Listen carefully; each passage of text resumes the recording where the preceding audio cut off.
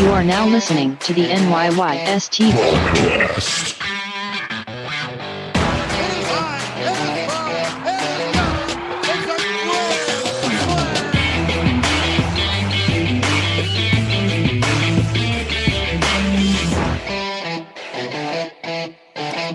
Welcome back. This is episode 200 of the NYYST podcast. I'm your host, Christian, as always, joined by my co-host, Chris. Yo! And stat guy, Rye. Prop.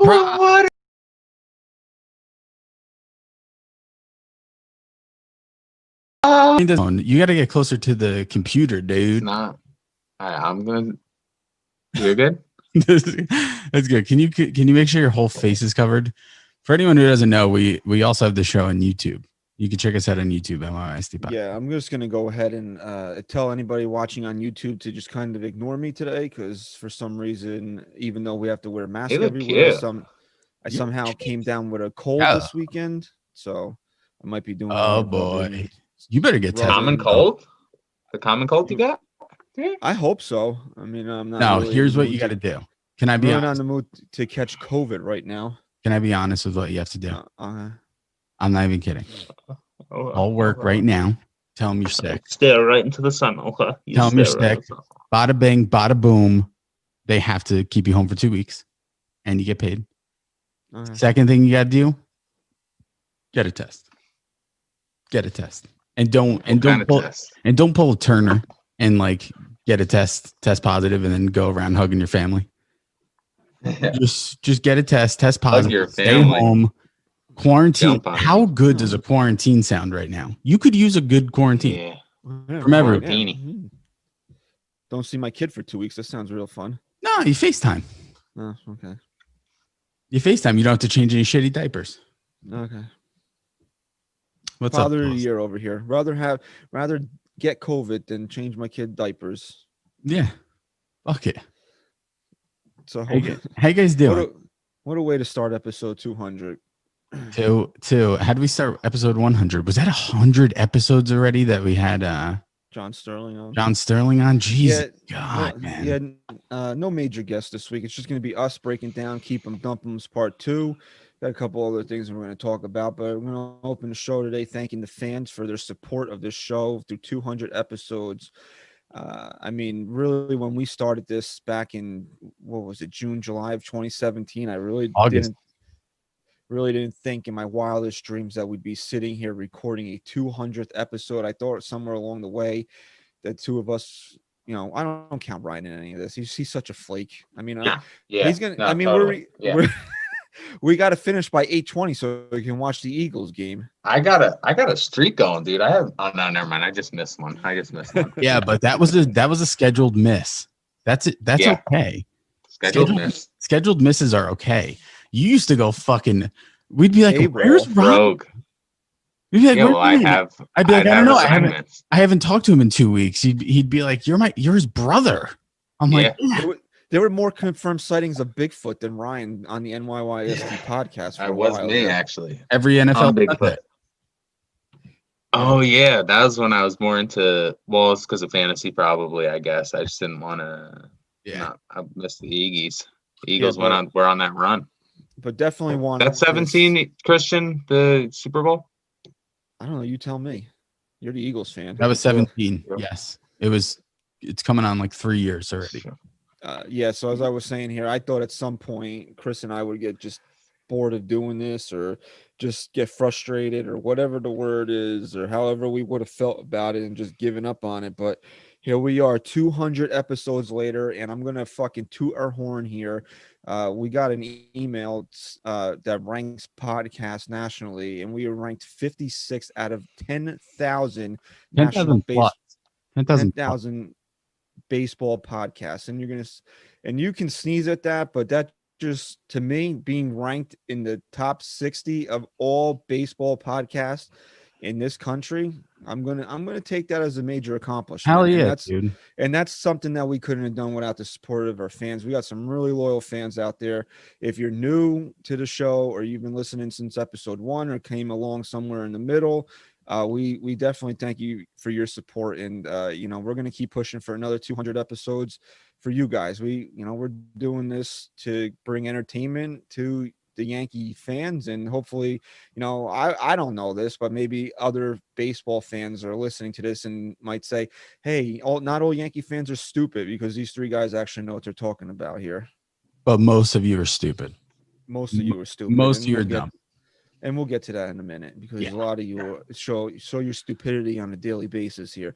Yes, this is just the way that this show goes. It's like, thank you for your support, but you're stupid. But you're fucking stupid. But you're stupid. But you're hanging with the fucking fellas. You know what? Out of all the guests we've had on, Brian Hoke, fucking John Sterling, Brett Boone, Lance McCullers Jr., fucking that one guy at the Ben that time. What's the comedian's name? Oh yeah, Victor Potato.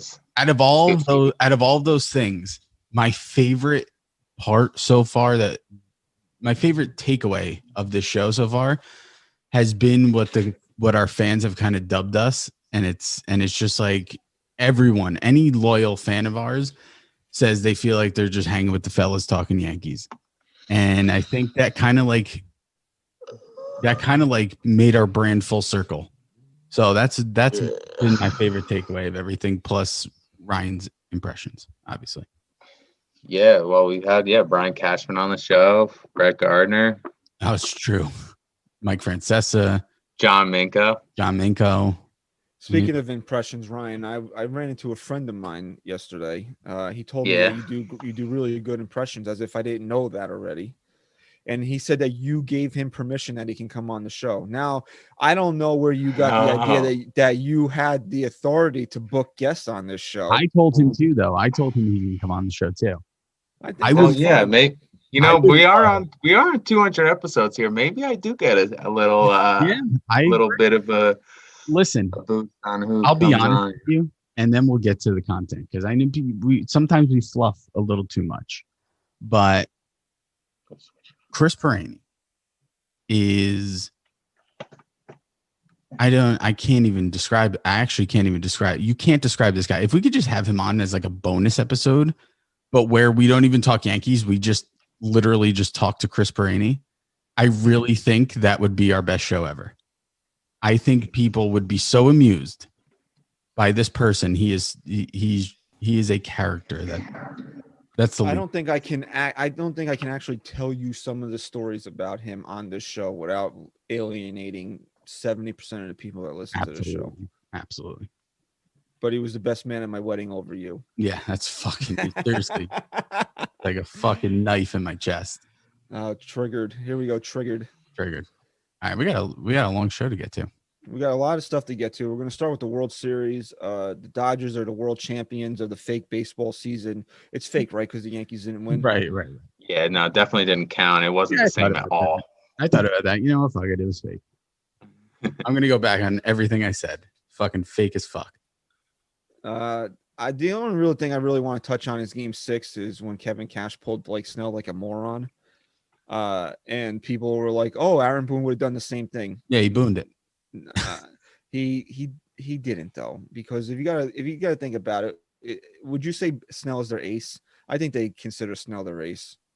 I think. Yeah, I would say so, for sure. Yeah, he would not have done that with Garrett Cole. No, and you look at you look at the innings pitched the entire year. Blake Snell, the whole regular season, didn't pitch more than 5 innings. So you have that track record. And they said that too. He doesn't go deep, but this is an elimination game. Your entire season's on the line. This guy's dominating. Can you let him pitch a few more more batters? And it's not even right. It's not even the pitch count, and because that's what you thought it was. I think it was in the 70s, right? It was right. Yeah, 73, I think. You thought it was, guys pitch under 100 because of their arms, and you want them to, not get hurt or whatever. But really, for Kevin Cash, it was more. He didn't want him to face the Dodgers a third time.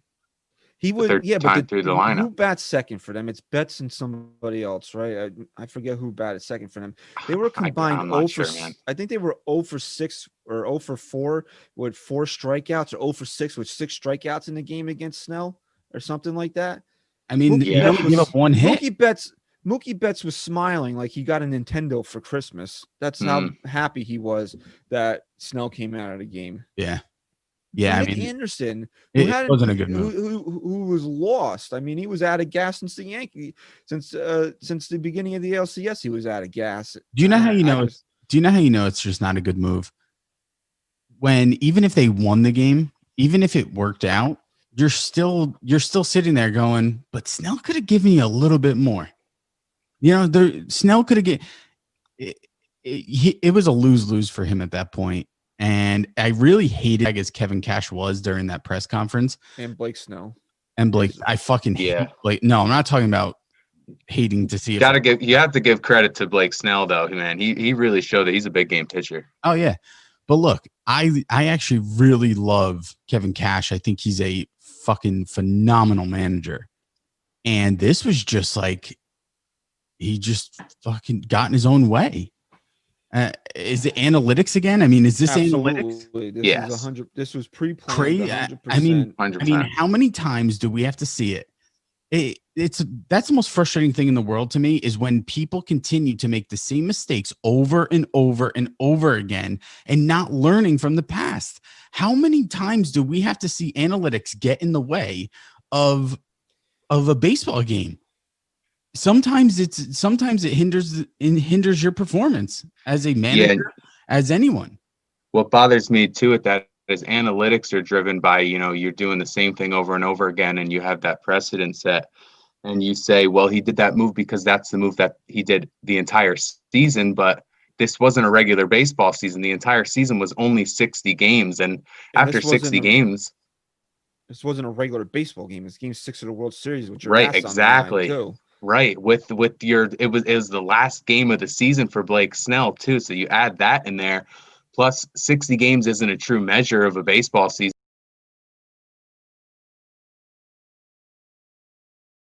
Just not use that excuse. So I just think, Kevin Cash got cute one too many times, and maybe Moneyball's not the way to go. And it looks like the Chicago White Sox are in the same line of thinking with their hire of Tony La Russa.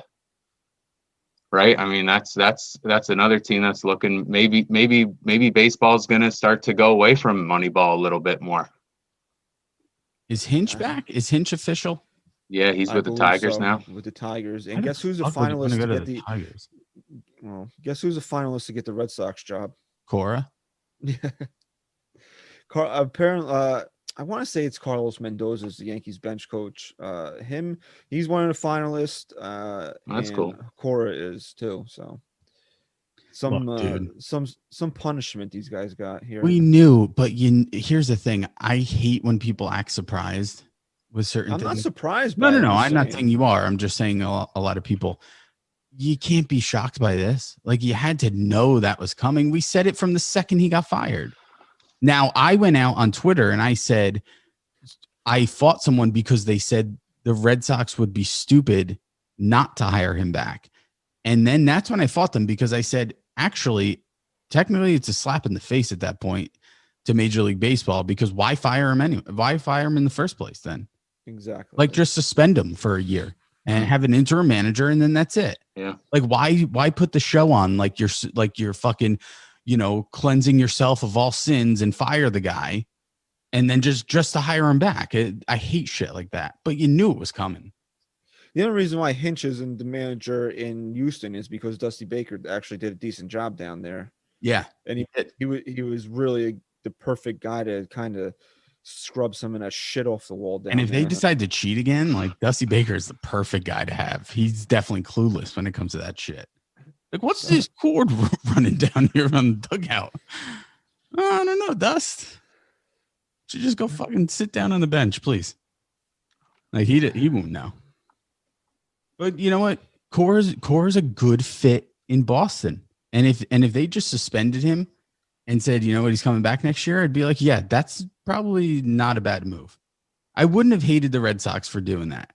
But the fact that they had to, like, please everybody and act like they were, cared more about baseball than they did about the organization to fire him, just give me a break at that point. I'd be surprised if anybody else besides Cora ends up getting the job, to be honest with you. I really think they'll just end up just giving him the job back. Well, he's clearly the best guy for the job. We know that. I really want to hate them again next year. Yeah. I don't know if I gotta say, I hate not hating them. And I want Cora. That's why I want Cora back, because I hate him. I just fucking hate him so much. Hate his guts. What else do we want to talk about? Oh, real quick, the Mets are officially sold. Stevie Cohen and as Met fans like to say, his sexy money have purchased the Mets, and Bill de Blasio, he decided that he made himself out to try to be look, no politics on the show. The election is Tuesday. I'm sure you get your fill of this bullshit in the next couple of days here. You want to be like Facebook on the show? Go vote. Go vote. Are you registered to vote? Go vote. Yeah. Don't vote. I mean, yeah, if you're registered to vote, you should vote, but that's really if you don't, whatever. That's all I'm going to say about it. He wanted, because apparently I don't live in New York City, but apparently he's the worst mayor ever. If you listen to anybody that lives in New York City or works there, so he needed himself a W here, and he made it seem like he's the one that allowed Cohen to buy the Mets, right? Because there was some clause in the lease agreement with the city and the Mets for City Field that he that's good. That's good. Plus, I heard he's buddy with A-Rod. Who, Bill? Yeah, I heard he's. It's good. It's good he's taking the time to do this during a global, during a pandemic. You got to help the Mets, because the Mets are a pandemic, pretty much. All I'm going to do is take this real quick from two sides here. I'm actually happy that the Mets got sold here, and maybe we'll act like a major market team. I do have a lot of friends that are Met fans, so and it's, as Evan Roberts put it earlier in the week, it's like now at least they can be in the conversation. Like he said, when CC Sabathia or Garrett Cole is a free agent, like if you're talking with your Yankee fan friends about that, you really have to excuse yourself from the conversation because you knew that wasn't for the Mets. But now at least they can, time will tell if Cohen's actually going to, back up the talk here. But, at least now they feel like they can put themselves in that conversation. Whereas with the Wilpons, it was like, not really. But, and from the Yankee perspective, I don't care. I don't like, a lot of Met fans are like, oh, we have money now. Okay. Yeah. You really think you're going to get in the way of the Yankees signing somebody they really want to sign that you have money now? But really the first move, though. The first move you have to make is DJ LeMahieu. That is by far the first move to make. You think that if Garrett Cole was a free agent this year, that the Mets were going to outbid the Yankees for Garrett Cole? No, the Yankees are still going to go out there and get who they want. Where it's going to come down to is the Mets are going to be able to go out there and get guys that the Yankees maybe are not necessarily interested in, that they would have had to sit on the bench in previous seasons because they were, poor, I guess, Yeah. And you know what? At the end of the day, this is always your take on it, Christian. When New York sports are good, which they haven't been in a way too long, it's just good for the sport. Like, I like when the Mets are good, man. Like, I like watching baseball. Like, when the Mets are atrocious, like, I have no interest in turning on a Met game. So if they're going to be good and the Yankees aren't playing, or they're playing later in the day or whatever, whatever, I'll sit there and watch a Met game. I don't want to watch like an under 30 games under 500 Met team, like I would like to watch I like watching baseball. I don't really, I have the package, but it's just a pain in the ass to fucking watch it. So like, I'd rather sit there and watch the Mets be in a competitive game, be a good team, maybe going for a playoff spot or something like that. Yeah. Didn't the Yankees had some big news this week too? Oh yeah, they did. The Yankees started with their off-season maneuvering earlier today, right before we signed on here. They did not extend the qualifying offer to Masahiro Tanaka, meaning that he is now, not that DJ LeMahieu isn't, but now he doesn't come with any draft pick compensation should he sign with another team. So Tanaka and the Yankees there's still a possibility for a reunion there. It's just that I don't think the Yankees value him at near $19 million for one season. I think maybe they might settle on something like 2 for 24, 2 for 30, somewhere in that area. I still think both sides could use each other. We talked about that last week. But that's where that is. DJ LeMahieu did get extended the qualifying offer. So if he does sign with another team, the Yankees will get a draft pick for him. But I mean, Ryan thinks he's going to go to the Mets, but I don't think he's going anywhere. I don't think DJ's going anywhere, to be honest. Yeah, no. And it's like, hope not. It kind of sucks because for the last 2 years, you've seen like the injury list, whatever, for the Yankees just pile up. That's like the free agent list right now, just one after the other. And DJ this has to be done quick. You cannot let this linger. If you're going to sign him, it has to happen quick. Because I'm telling you right now, I believe that DJ is a loyal guy in that sense. And DJ will sit down with you if you're going to put an offer in front of him. And as long as you're not slapping him in the face and making a fool out of him, I think he takes it. I don't think he shops it. Well, the Yankees offered him $19 million to play the next year. That's a raise over his $12 million. Okay. So let me ask you a question. Let me ask you a question. Why did they offer that to him and not Tanaka? Because they value him at that number. They don't value Tanaka at that number. No, that's wrong.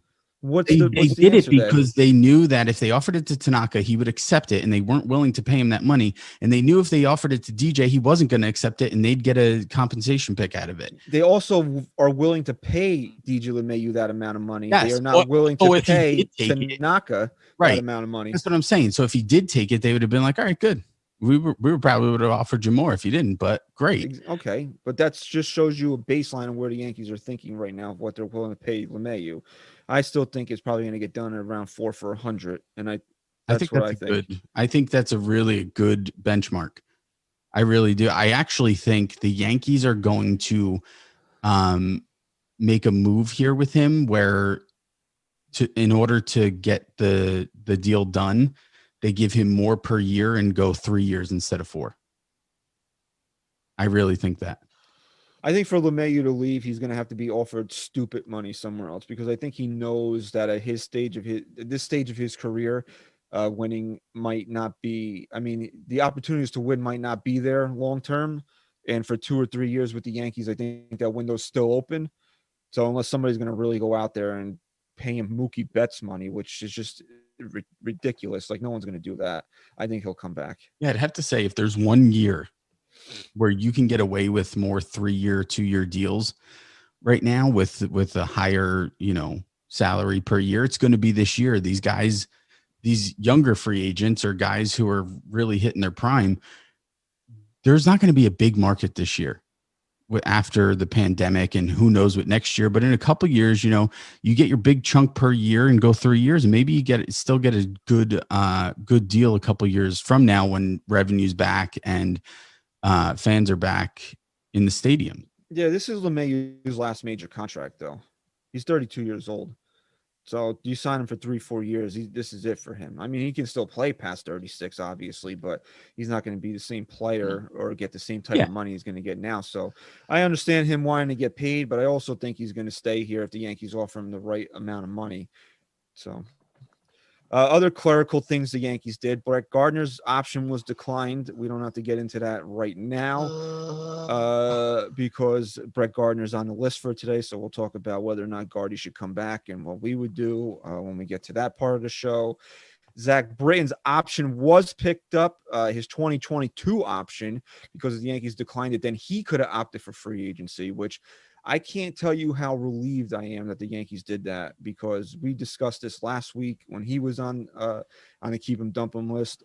He's their most reliable arm. He's also their player rep in the union, so you knew how valuable he was to that room. Also, all you kept hearing, you keep hearing Hal wants to get under 210. Hal wants to get under 210. Well, this is an area where the Yankees could have possibly saved some money by letting Zach Britton go. And it just goes to, and I told you that if the Yankees did not pick up Zach Britton's option and allowed him to possibly become a free agent, that they weren't committed to winning a World Series in 2021. This is a minor, is not, I don't want to say it's a minor step, but it's a medium-sized step into proving to me that they are still committed to winning in 2021. Yeah, it had to happen. If Tommy Kahnle wasn't going to be out all next year, you could sit here and say it wasn't as big of a deal. Even though, I mean, it really, really would have been close. But when we're talking about just the depth right now, they don't have, they need to build back into that depth. And you got to start with the guy who was most reliable for you last year.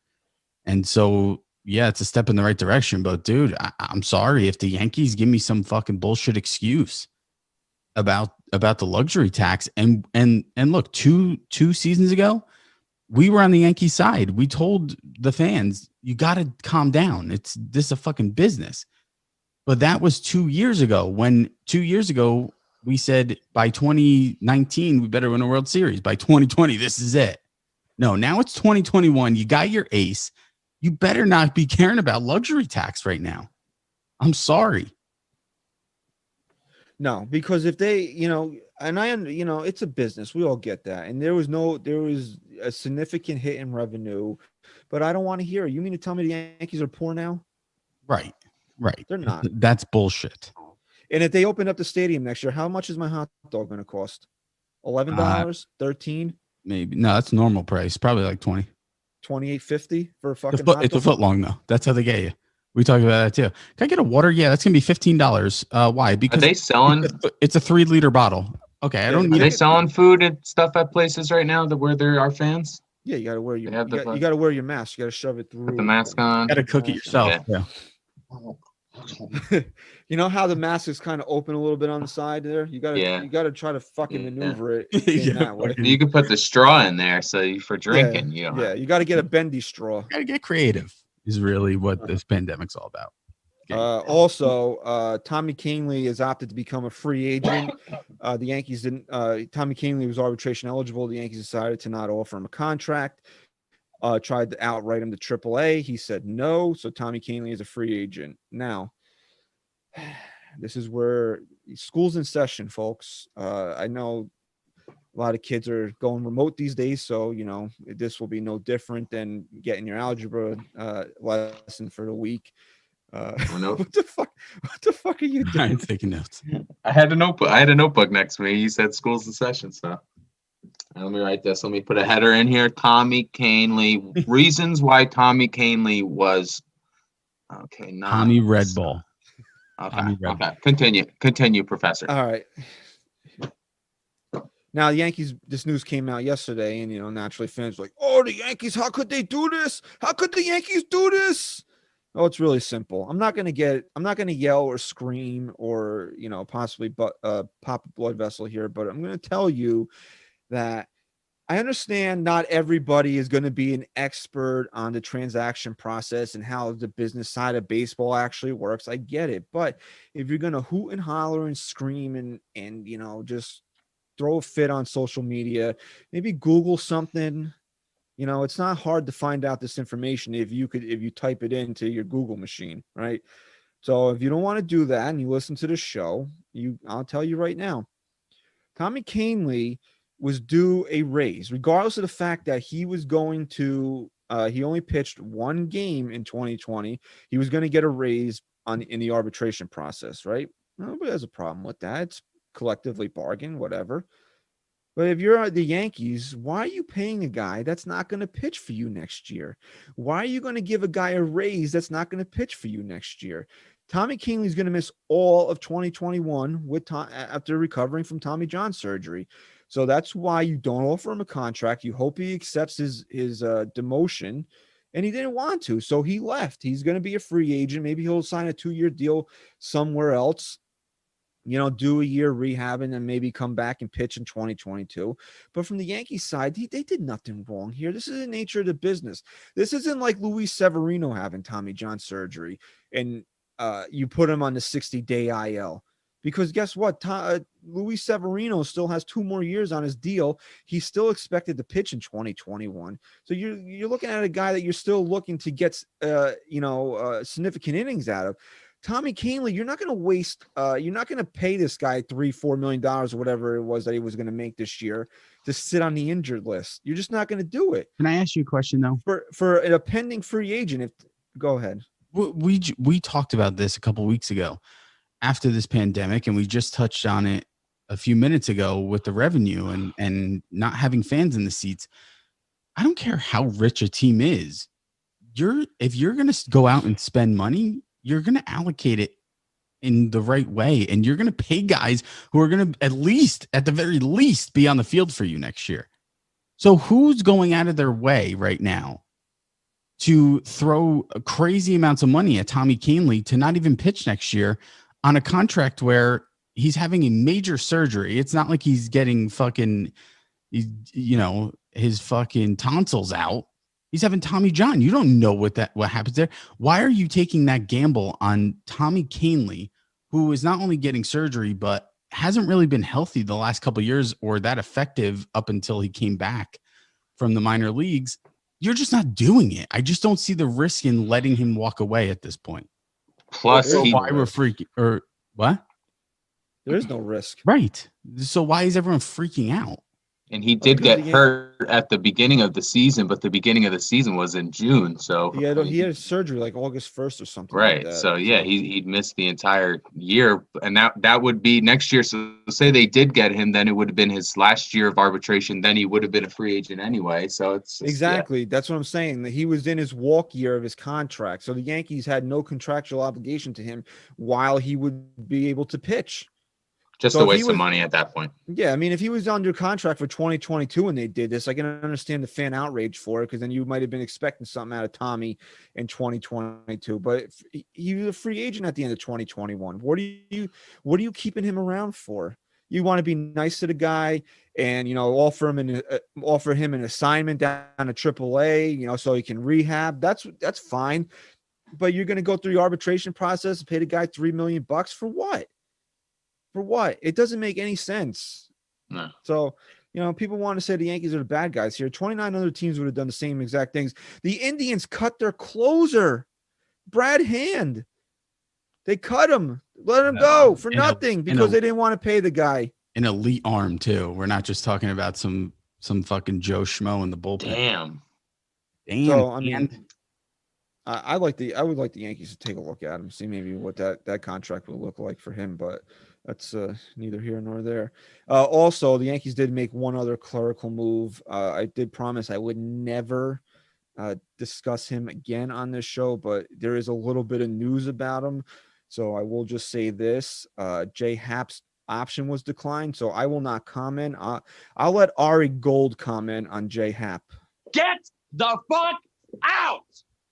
Boom! That's gonna be a great drop on this show. That's not the only time you're gonna hear that throughout the NYYST podcast. I'll tell you that. So that's our comment on that option being declined. You want to play it again just in case they missed it?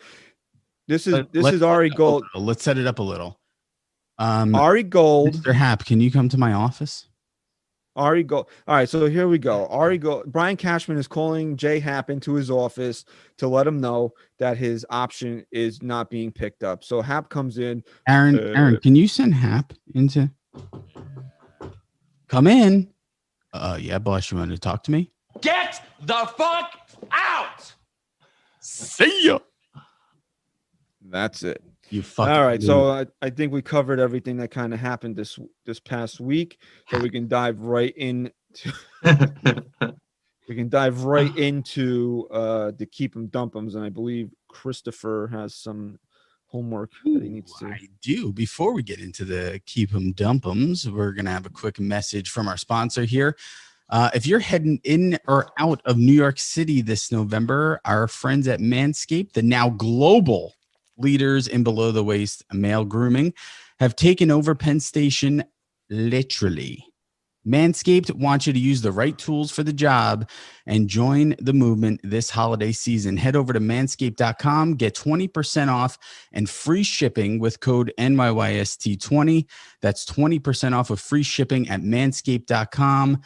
Use code NYYST20. Don't miss this limited time offer to hop on the Manscaped Express this November. will thank you. Your significant others will thank you. But most importantly, your balls will thank you. Yeah, and let me just say this. Manscaped, they do a lot of advertising on podcasts. Yes. So you're going to say to yourself, oh, why should I use this code over another code? Because you think that all these big time podcasts that you listen to, that you have to sit through 7 minutes of ads before you actually get to the content. You think they really need you to use their Manscaped code? This is our sole advertiser. Okay. You want 200 more episodes of this show? Use NYYST20 when you go to check out a Manscaped. You're going to get, paintyourlife.com, go fuck your mother.com, all these other places that advertise on all these other podcasts. They're, these guys don't need your Manscaped. They don't need it. You're just a fucking number to them at that point. Us, we'll talk to you. We'll talk. You want to, if you go to Manscaped and you purchase something and you shave your balls, we'll have you on the show to talk about it. We'll do a whole segment.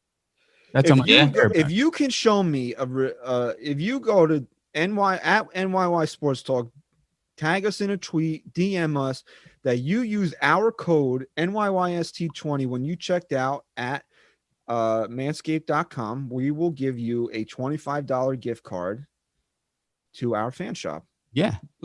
And on top of that, got some nice stuff in there too. And all we'll ask from you, if you listen to us on iTunes or Apple Podcasts, to head over there, subscribe. Make sure you subscribe. If you're watching us on YouTube, please subscribe. Leave us a 5-star rating and review. And that's all we'll ask at that point. Yeah. We've given you 200 episodes of awesome content. This is the least you could do for us. Say thank you to NYYST by going to manscaped.com. Yeah, NYYST20. We love you. You're stupid, but please do this for us. Like we said, send us a screenshot. Use our code at checkout. You get a $25 gift card to our fan shop. Here's what I need to do before we get into this. I think that's a really fair deal. Here's what I'm going to do for you guys, not the listeners, for you two. Play drop again. Christian, I need to get you a better fucking camera because I'm sick of seeing your face so close up. I need to get you a Wi-Fi extender because your Wi-Fi. I actually have one. Then you need to fucking use it. I don't know how to use and it. That guy, right, sending him over a mixer to use his mic again so he doesn't sound like he's from fucking 1980. I actually bought it. Calling in. Dude, what was that movie, Frequency, where he's like waiting, talking through the fucking radio? That's what you sound like. I actually got a Wi-Fi. Well, he draws on the desk, right? If I draw on my desk, you might see the message. Yeah. That's how you fucking sound. Great movie, though. That was Dennis Quaid? I think there's a TV show based on it now. Probably sucks. I don't know, though. Yeah. All right, maybe. so we can get into we're fucking running long already. I know. We can get into the keep 'em dump 'ems now. 10 names this week. We did 10 names last week. I'm really disappointed with the turnout. I don't think it's the fans' fault. Oh, it is the fans' fault. No, Twitter's I told you the new. I understand that, but the new retweet stuff during the election. Retweeted it. Yeah, if you retweeted it, there's a different retweet now. People are discouraged. It's a discouraging thing now to retweet. So no one's retweeting anything. So it's not seeing as many people. And also it's election week. A lot of people maybe aren't thinking about the Yanks anymore. It's more just about we're going on to it's life. Okay, lip prop. Whatever you say. Hey, trust me, bro. I've been there. I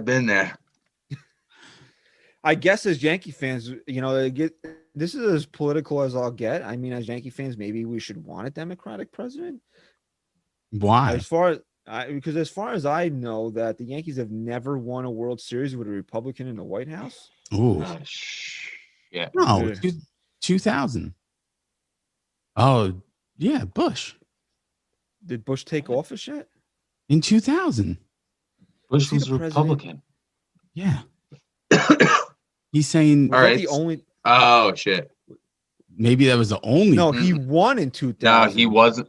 But no, he wasn't sworn in yet. He wasn't sworn in yet. He was sworn in 2001. And technically, he wasn't even he didn't win at that point, right? Yeah. No, the election didn't happen yet. The election didn't happen. So we need a Democratic president, and we need, who is it, Kentucky, to win the NCAA. Yeah. And then boom, and then the Yankees will finally win again. Really, that's what it should be. They should need to really focus on. People are going to be like, oh, you got to vote for the issues. The issues is that the Yankees haven't won a World Series in 2009. That's what the issue is. Yes. Okay? That's what's on the ballot this year, people. The fucking Yankees. All right. So let's get started here. We'll start with I guess Hal's the head of the table, but if there's I guess if Hal is Vito Corleone, then Brian Cashman would be Michael Corleone. I guess that would be a fair way to say it. It's Al Pacino, right? Yes, no. Al Pacino. Yeah, he's young. Al Pacino was Michael Corleone, yes. How you could have two movies as good as The Godfather and The Godfather 2 and then have that utter fucking trash that was The Godfather 3 is beyond me. But apparently now this is the cool new thing to do now with the pandemic. I guess everybody's bored. There's a new cut that they're working on of The Godfather 3. Oh boy. Oh boy. I heard director's cut. I didn't even waste my time watching that one. The Coppola cut. But I can't imagine at least the Coppola cut. From everything I heard, why they would even remind people it exists. Because I've not heard one person that said Godfather 3 was good. Yeah, it's a lose-lose there. If you take the cousins fucking, I guess it's a decent enough movie, but I don't know, that shit kind of loses me right there. I don't know. Oh, I didn't know that was like a plot twist. That kind of. I mean, the movie's 3 hours long, and like most of it's like, oh, I love my cousin. 2 hours. 2 hours was that scene, right? Yeah. Wow. Just like sounds. Yeah. Cool. No, they wanted to. Yeah, they wanted to go in that direction for that one. Backfired. Yeah. So okay. But I know Sylvester Stallone is an avid listener to this podcast, bro. When are we getting the director's cut of Rocky 4? Hey, you know it's teasing it on Instagram for so long now, bro. I just need a CGI of Van Drago. You know it, like, hey. Maybe we can have Sly on in the when we get that would actually be great. Yeah, no, it's another. Yeah, we'll have subtitles. We promise we'll have captions. Yeah, you gotta have subtitles for them. All right. Anyway, let's get started here with Brian Cashman. We'll start with Chris here. How do you think the fans voted on the general manager of the New York Yankees? I'm gonna say 69% said to keep him. 73% for a keep on Brian Cashman. Okay. I think I'm in the range there of error. I think that counts. How do we do this? When I guess, I go first. Is that how we go? Man. For me, I honestly put Cashman and Boone in the same boat. Like, not boats close to one another, not fucking two separate rafts where they're holding hands. I'm putting them in the same boat in saying that this is it for me. Right? Both of them. They need a World Series this year. And I'll give him one more year. And after that, I need someone else running this team. And who knows? I feel like we just gave the Godfather reference and then talked about cousins having sex. But when you really think about it, you're into your cousin? Isn't that what you said The Godfather 3 was? Yeah, but then you just admitted that you're into your cousin? No. I don't have any female cousins, and that you would want to have sex with. Yeah, no. Not that I know of. I don't know if Cashman is actually running the show in the sense of over Hal. Like, we know he's running the show over Boone. Is he running the show over Hal? Where if Hal came to his office and said, Cash, we got to move away from all this analytic stuff. Does Cashman tell him to shut the fuck up? Yeah. And maybe get the fuck out. Does that happen? Or I don't think he can Ari Gold Hal Steinbrenner, but I don't think Hal. Because if that Hal is, I mean, is Hal what I'm getting at is Hal at the top saying this is how we're going to run the team. It's going to be we're going to have the biggest analytics department in baseball. And Cashman, I need you to run with this. And then Cashman is then going to the manager and saying, this is how we operate. I need you to run with this. Because if it's starting with Cashman, then this is absolutely it for me. And I love Brian Cashman. He does not get the credit for what he's done. But I said this, and I'll say it again. 2016, when we woke up that morning and saw that Andrew Miller was traded, and the Yankees, for the first time in our lifetime, were actually rebuilding, I said that Brian Cashman's legacy would start from then, because there was no excuse. He was building this team, and we needed championships. And now it's been 4 years, and we still haven't had one. So this is it for me now. I'm going keep 100%. But next year, if they don't win it, I might have a different vote. Yeah. Same here, dude. I guess. That you agreeing with me? Yeah, man. Just keep them. Keep one more year. See what happens. They don't win a World Series. Get out of here. And I want them to stay too, because I'm doing the impression of them and stuff. So pretty sure I just swallowed a whole bunch of dip too, by the way, so I might throw up soon. It's gotta happen. And answer your question, Chris, I think that Hal is leaving Brian to take the reins of the baseball operations. I don't think Hal's dictating you have to do this way or this way. I think the only thing that Hal is saying, you have this much money to spend and do whatever you want with it. Much different than his father, obviously. Yes. Where his father was the head of everything baseball. You think Hal solely just sticks with, here's the budget, here's what you have to spend, you go do it however you need to do it. Yeah, like we always say, you got to go based on what people say, and based on what I've heard from Hal, is that he's just kind of letting Brian run the show. Obviously, he sits at the head of the table. He still is involved in what's going on, but he's letting Cashman run the team the way Cashman sees fit. So and so he'll probably do that for one more year, and then it'll be like, well, you haven't got me a championship since 2009, so maybe it's my turn to run the show. That's when he fires Cashy. Yeah, and I think that's what a lot of fans have a knock on Hal for, is I don't think he has a passion to I'm not saying that he doesn't want to win. He's just not his dad in the way that he wants to win at all costs. He's more of a businessman than he is a fan. But isn't that a good thing? Right? If at the end of the day, isn't that a good thing? Because we know how much Cashman wants to win, and I'd rather have. I don't want the owner of this team to be the face of the organization. In that sense, you need that guy that you're relying on to get the job done, because you don't want to sell this team, right? You own the New York Yankees. Your family's owned it for how long now? You don't want to step in that shit. Yeah.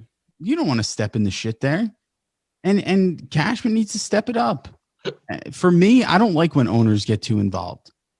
I like having a general manager who's running the show, because we already say with the manager, how many people claim that Boone doesn't make any calls? Well, then we're going to say that with the fucking GM too. I mean, you might as well have Hal do everything. So I like that. I like. Want Hal to back cleanup too? Yeah, fuck it.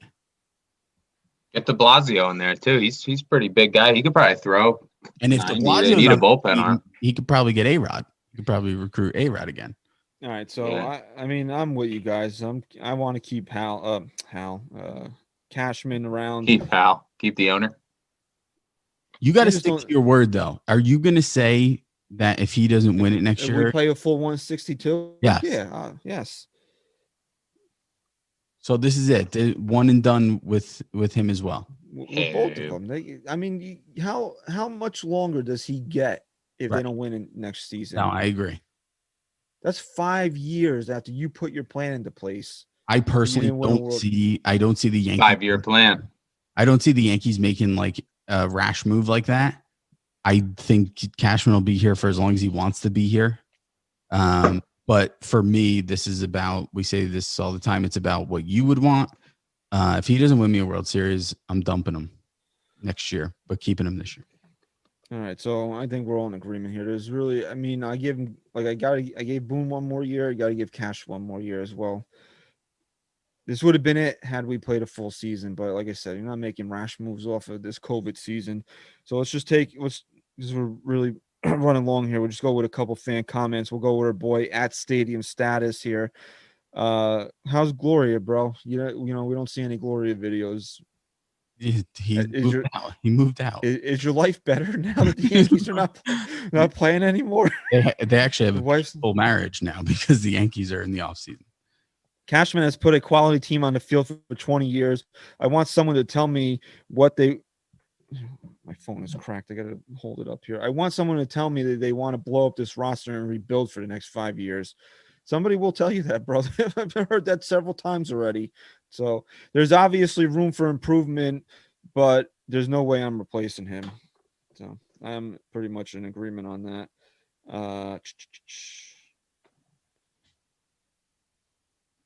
Here's your boy, Thomas Vino.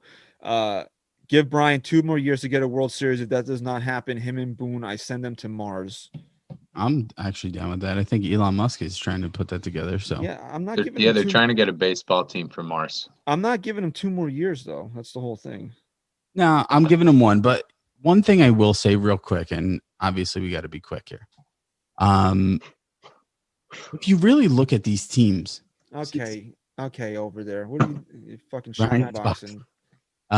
If you really look at these teams, man, how much can you really put on the GM here?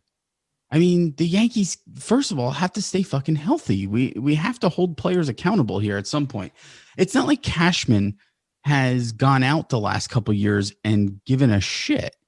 He's done a good job. He made smart moves, in my opinion. And he got you Garrett Cole. He got you DJ LeMahieu. He brought over Luke Voigt. He got you Gio Urshela. I mean, we're not talking about any of these guys if it's not for Brian Cashman. So I think. Yeah, but notice how you didn't name anybody that throws the baseball. Right. Okay. And that's fair. But that's always been Cashman's big knock. He's not been able to find that pitcher. I get Garrett it. Cole is a no-brainer. I get it. Garrett Cole. I get that, but if we're gonna knock him, you got to give him credit too. It's not like he's sitting on his fucking hands doing nothing. Oh yeah, well, he doesn't make trades at the deadline, so obviously, yeah, that's a one-sided story. So let's not, I don't want to be too crazy, but there does come a point in time where you need to change who's running the organization if it's not working. Right. And this is that's why he gets next year, and that's it. This is it. Yep. Yeah. Yep. And here's one of Brian Cashman's big free agent signings from last season, Adam Ottavino. Ryan, what do you think the fans voted on number 0 over here? 73 dumpies. Now a little closer. It's 55% dump. Pretty split. That poll evened out because I saw that it was in the 70s when it first released. To dump. It finished at 55% dump. I mean, I think this is the last year on his contract. It is. They lost Canely, so you lose a right-handed arm. You kind of you're forced to hold on to him at this point. You're not going to get anything really for him, so you might as well just keep him this year. I think the Yankees keep Ottavino. Yeah, it's not due to Yankees keep Adam Ottavino. This is Ryan. That guy Ryan keep Adam Ottavino. Well, yeah. Come on, bro. Like you got to be told because this. I mean, I like the options now, especially with Brad Hand available, and I like I said last week, I like Tony Watson. That's a lefty. Are you attracted to the underbite? I have to look into more of who else is available for relief pitchers, but we talked about this last week. You're making the move in the vacuum. Do you want Adam Ottavino on a team or not? Yes or no? Make the call. Let's go. I like Ottavino. I like that he's a Yankee fan growing up. He's got that backstory there, so I'm keeping him. Yeah, I'll keep him. I'll give him one more year because he's the kind of guy who's going to try and go out and prove himself again. I had to pull you by the ball hairs on that one, but we got out of you. Now go to manscaped.com, use NYYST20 and get yourself some. Pull your own hairs out of your balls, please. For me, I like Adam Ottavino. If we're going to chalk things up to the shortened season, for other guys. I'm going to also do that for Adam Ottavino. He's obviously a much better pitcher than he was in this past year in 2020. I'm definitely keeping him. I need the depth out there, and I think he turns it back around and goes back to his old form. And I think he actually puts together a good season for the Yankees. I'm keeping him 100%, not even thinking twice about it. Yeah, I'm not thinking twice about it either. Get out. Really? Done. Leave. Because if you realize this, he wasn't the same pitcher late in 2019 either. He wasn't the same guy. I think Boone proctored him a bit, and he just never really recovered from it. And you want to say maybe the COVID season kind of screwed him up this year, which is fine. But I mean, as Joe Rivera said, and it's there on Baseball Reference, he's never really been a consistently elite reliever. And now we're looking in, you want to look at his Yankee track record from, I want to say, August on through 2020. He has not been a even good reliever.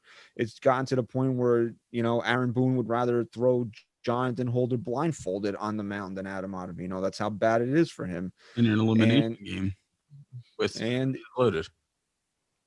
And if we're doing things in a vacuum here, which we have to stay consistent to, goodbye, see you later, adios. It's just a waste of a roster spot at this point. If Aaron Boone has no faith in the guy, I have no, and based on what my eyes have showed me, I have no faith in him either. It's goodbye. So I mean, we're split on this. Chris and Ryan want to keep him, and the fans and I want to dump him. So there's no tie-breaking vote with Adam Ottavino. So it can go either way, but that's how I feel about it. At Shanutu5 says, I don't know why anybody would want to keep him. Sure, he had a great 2019, but he hasn't been trusted in the playoffs for 2 years. If we can't trust him, then why do we need to be paying him $9 million, which is pretty much what I feel about it. So, I mean, the only reason you keep him is because you can't get anything good for him. But maybe, a team like the Dodgers might be willing to give you a prospect for him. Yeah, but we're looking at it, we're playing kind of almost fantasy baseball here. If we're controlling the team, if we want these guys here or not. I just don't see a reason for Adam Ottavino to be on the team right now. He hasn't shown me anything since the All-Star break of 2019. Yeah, maybe a little bit after that, but yeah, a little bit after that. Okay, but I still, and that's why my argument isn't who you can get for him. Whatever. I know we're voting in a vacuum here. Okay, Adam Ottavino. Okay, Adam, he's a wine. Okay, he likes wine. Okay, he likes cheese. Okay, moving on here. James Paxton. See you later. I had the fans vote on James Paxton, Chris. Ooh, 60% dump. 65% dump on Big Maple. Oh, he might be 65, like his number. He might be getting dumped back to the Big Maple. From what I'm hearing, I'm hearing the Blue Jays could try and jump all over that. Oh, yeah. You know what, man? It was a fun experiment with him, but I have very little tolerance now for guys who just can't stay healthy. James Paxton, even when he is healthy, he's shown you a string of games where he can be really dominant, but at the end of the day, I just don't have any patience for you anymore. I'm dumping Ottavino, actually. Not Ottavino, Paxton. I'm definitely dumping him. I got to look elsewhere. I can't rely on him anymore. Yep. I mean, the only way I'd keep him is if he takes a 1-year deal for $5 million. I'll give you a 1-year $5 million. Other than that, bye-bye. Which I don't think he'd take. The velocity was way down this year. That did not look good. He's coming off an injury. It was way down. Yeah, he was clocking at like 101 for Seattle. This year he was topping like 90, 91. Yeah, 91 was when we were like, oh, he's getting his velocity back. So 1 year, $5 million, maybe that's like even a push for me, especially if they're trying to cut money. But I think that's fair. Right. Fucking what was Torreyes? Ronald Torreyes could come back and he'd get $5 million. He's not getting it. He's getting way more than that. You wouldn't even offer. No, that's what. Yeah, I mean, but that's why. Like, so that's only that's on what a you fucking very tap team for you friendly. now. Yeah, but I mean, you got to think he's going to want to prove. He's got to come on a prove me deal now. It's not a free agency like LeMahieu where he's coming off a batting title, or obviously the equivalent for a pitcher. Make the call, Rice. Keep him or dump. Yeah, I mean, we're going to go unanimous on this. All three of us and the fans are going to vote to dump James Paxton. And after, what was it, Game 5 of the ALCS in 2019, man, I really was hoping that let's fucking go moment was going to kind of turn the corner for him. And then the shit with the back, and now he had the flex. I believe he had a flexor strain as well. It's just not worth it. It's just not worth it. And like I keep saying, like, you can't rely on guys that have injury histories. Like, Stan's here, Judge's here. These are guys you're forced to rely on. But if you don't have to, then don't. And James Paxton is a guy you don't have to rely on anymore. You can't trust him to be a big part of this rotation. So unless you're meaning to tell me this guy's going to come on and sign a deal for the vet minimum of like $600K, I had to see absolutely no reason to invest any type of resource in James Paxton. Yeah. Let him go to Toronto. Let him drink maple syrup until he passes out and gets diabetes. Diabetes. So that's my feeling on James Paxton. Yeah, fuck him. Let him go. Fuck him, right? Fuck him. All right, we got a comment here from our boy. I mean, the 200 episode, we got to throw in the heavy hitters here. Don Sicario. I don't want to deal with players that have a history of injuries. We don't have time to be taking chances on guys who get hurt because we have some that already do that. Yes, that is correct. The Yankees, even if they start weeding away some of these guys that have injury histories, they still have plenty of guys that do. So there's no need to continue to rely on these types of guys. So, yes, I agree with that. Stat Guy Rye. Yankee season has ended the last 2 seasons by this man giving up home runs. How do you think the fans voted on the closer, Mr. Aroldis Chapman? 80% keep.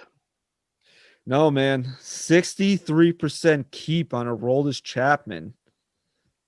I'm shocked it was that close. I thought it'd be higher keep. Wow. I mean, yeah. Recency bias. Got that in there. But you gotta keep Chappies. Plus, he's kind of an asshole. Yeah, he's not right. Like the best There's person. that.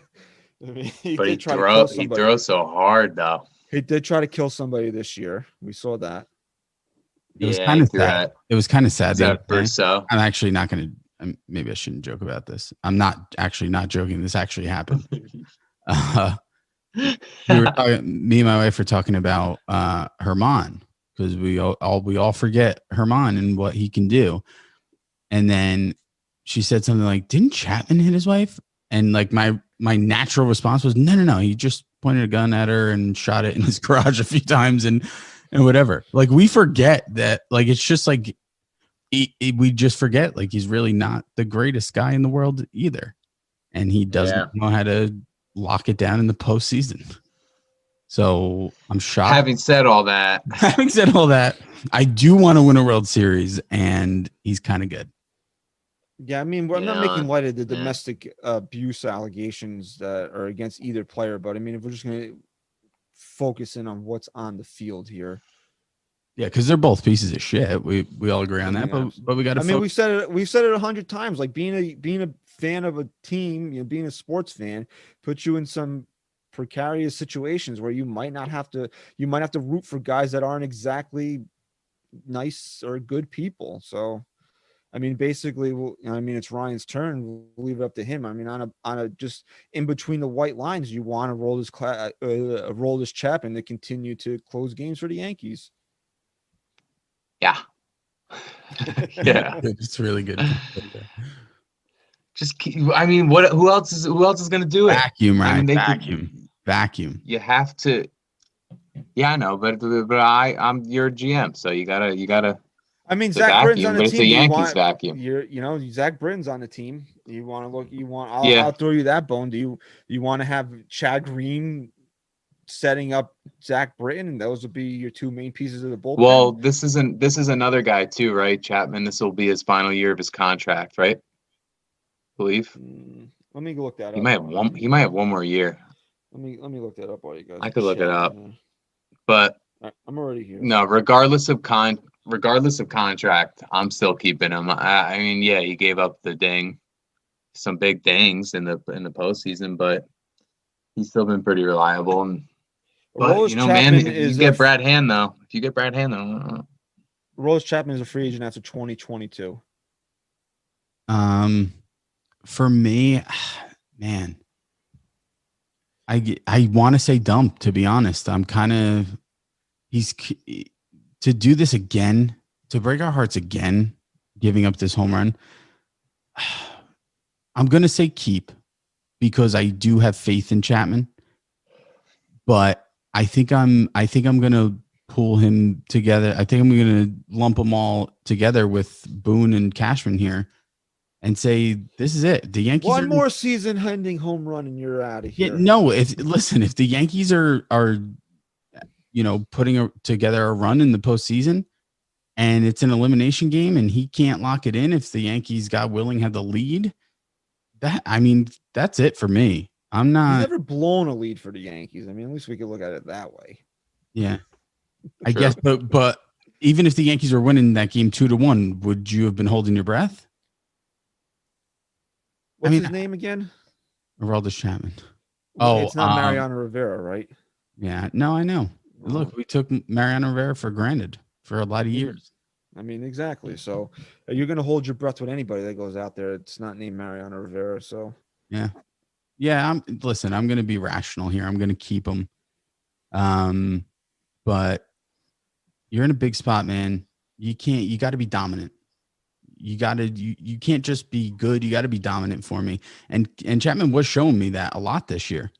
Yeah. You know what? If you're going to try to kill somebody, fucking do it. Don't be a puss. Yeah, right. Just go for it. Just murder somebody, bro. And then here's the thing. Afterwards, say that you were trying to do it. Don't look like even more of an idiot. NYYST advocates murder. I can't wait for that headline to come out. It's great. Yeah. At least, hey, it's a headline. Headlines are good. Hey, it might lead to more downloads. So, hey, fuck it. Oh yeah, I'm down with this. Murder on the baseball field, sure. Okay, Christian, do you want to give your? Yeah, no. You both voted to keep. I'm voting to keep too because what do you call it here? He's your closer, and he's still pretty damn good. Would you not say he's probably still not one of the best 3 or 4 closers in Major League Baseball? Yeah, I mean, yeah. I mean, why you get rid of him? I mean, yes, it sucked. He gave up a home run to Jose Altuve at the end of the season. He gave up the game-winning home run to Mike Brasso. Yeah, it fucking sucks, but he's also evolving as a baseball player. He doesn't throw 104 all the time anymore. He got the slider now. He's learning how to throw a split finger. The guy's going to wind up being more, and I hate to use this term because we just talked about him killing somebody. He's going to be more deadly on the mound now that he's learned how to be a pitcher. So, yes. For his agent to throw out there. You want the deadliest closer in the game. So yes, he's deadly on the field. I'm voting to keep Aroldis Chapman. Absolutely. I got to step away for a second. You can do bullshit for one quick second here. I guess I'll take this time we ran a poll. I mean, we ran a contest on the @NYYSportsTalk Twitter page, and we were choosing a winner at random for the $50 Fanatics gift card. We're going to be doing these more often, where if you show us proof that you subscribe to the show by leaving a reply with a screenshot, you win this $50 gift card. The winner chosen is Hunter Larson at Hunter F Larson 76. Congrats, man. You won the Fanatics gift card. When you listen to this, that's a setup. No, not a setup. I actually just ran it 20 minutes ago. I don't really care. What do you think? That's my burner. When you hear this, message us, DM us on Twitter so we can get your information. We'll send out the gift card right away. The baby was hungry and I had the utensils in here, so that you gave her the teat? I don't give her the teat. You don't give her the teat? Although she thinks that she can get it from me, which is I don't know. Oh, I have plenty of proof of my kids doing the same thing. It's kind of very degrading. I think that's really why there's two reasons why I started working out this week. One, because I'm sick of looking at you in better shape than me. So I was like, I got to do something about this. Another thing is that my child thinks I have boobs that have milk in them. So, I mean, yeah, right, well, so there you go. Let's read it. This is, you don't get, I mean, come on now, 200 episodes. You people don't get this content from any other Yankee podcast. I guarantee you don't. This is what being a real podcast is all about here. Talking about men breastfeeding. Not talking about, okay, whatever. And murder. Murder and people murdering people with the baseball. All right. So at Mark Malham, whatever. Mark Malham. Mark Malus. I just find this guy increasingly frustrating, or yeah, whatever. Don't at me with the numbers either. I know what a home run in the ninth inning looks like. Well, thank you, because we're all blind. That said, like any of them that have said dump him, I wish him the best as long as his interests don't conflict with mine. Okay. So you know what? That's good. Hey, he was the GM there, though. He's the GM. That's a GM move. Yeah. Okay. Moving on. I mean, we don't need to read it. I mean, when that's the one you picked there, it's just time to go. Yeah, you picked it. Yeah, I know. I'm taking full responsibility for it. All right, who's up? Chris? I'm up. Miguel Andujar. No. Ryan's up. No. Okay. All right. Well, whoever's up. Miguel Andujar's next. Okay. All right. Okay. Mike's up. Okay. Mike's on. Okay. You want to do this one as Mike? Oh, no, I'm actually up. No, Mike's on. Okay, Mike's on here. Okay. It's about they're gonna do shit. I lost it. You got to develop a they're gonna do Miguel Andujar. Okay. All right. Miguel Andujar's 72% dump. Okay. Dump him. Pack. Bye. 83% dump. Okay. You know what? Your next one, you got to work on a Carton. Yeah, I could probably work on him if I hear him enough. Oh, he's definitely good. All right, so fans voted 61% to dump Miguel Andujar. That's pretty low, though. That's a respectable dump. It's a clean dump. 61% to dump? I'm shocked by that. If I'm keeping him. If I'm a GM, if we're doing this as a GM, right? We're the GM of the Yankees. And you got to think of value for these guys and what value they bring by getting rid of them now versus keeping them, and keeping him right now until the CBA is up, until you find out for sure that a universal DH is going to be the future of baseball. I'm keeping him one more year and then I'm dumping him once that CBA expires. So keep him while he's under team control. Let him rot in the minors. Call him up if you have to, if you really need to. But who knows? Maybe you'll have a Clint Frazier type resurgence.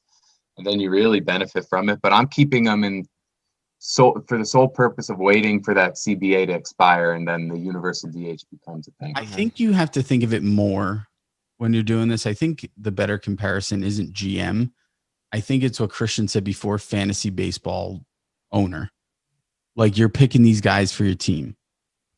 And for me, if I'm drafting a fantasy baseball team in the Yankees right now, I'm keeping him, because we've seen too many times that you cannot have too much depth, especially on the New York Yankees. And so I'm going to keep Miguel Andujar. I don't expect him to be a big piece to the puzzle next year or for them to rely on him on much, but I'm keeping him. Dump.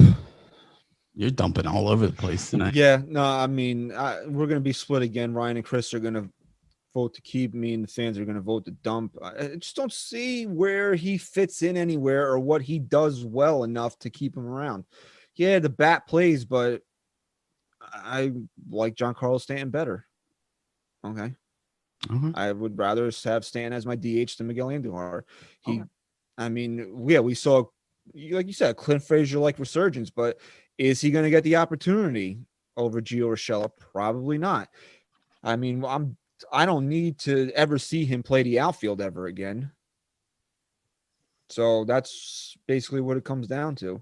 I don't think anyone needs to see him play the outfield ever again. I don't need to see him ever pick up a baseball glove ever again. If the Yankees didn't have a DH, a locked in DH, then it's an easy keep for me, but they do. And so it's a dump. So, sorry to the Miguel Andujar stands out there that still love the guy. I did too, but shit happens. Dumping Miguel Andujar here. So keep dump and dump from the fans. See what we got here for. We'll go with Tyler Bigler, NC. He says, great player, but doesn't fit the puzzle at the moment. Can't get much for him. Let him walk and flourish elsewhere. He's great for baseball. Yeah, I don't know if he's great for baseball. He's a good hitter. I mean, he doesn't really profile as a superstar to me. But, yeah, it's basically I agree with him in that sense that he doesn't fit the puzzle. Where if you're putting the pieces of this puzzle together for the 2021 team, where does Miguel Andujar's puzzle piece fit in? Injury of some other player. That's kind of what I just said, but that's really it. If you're under the assumption that your team's going to stay healthy, there's absolutely no place for Miguel Andujar.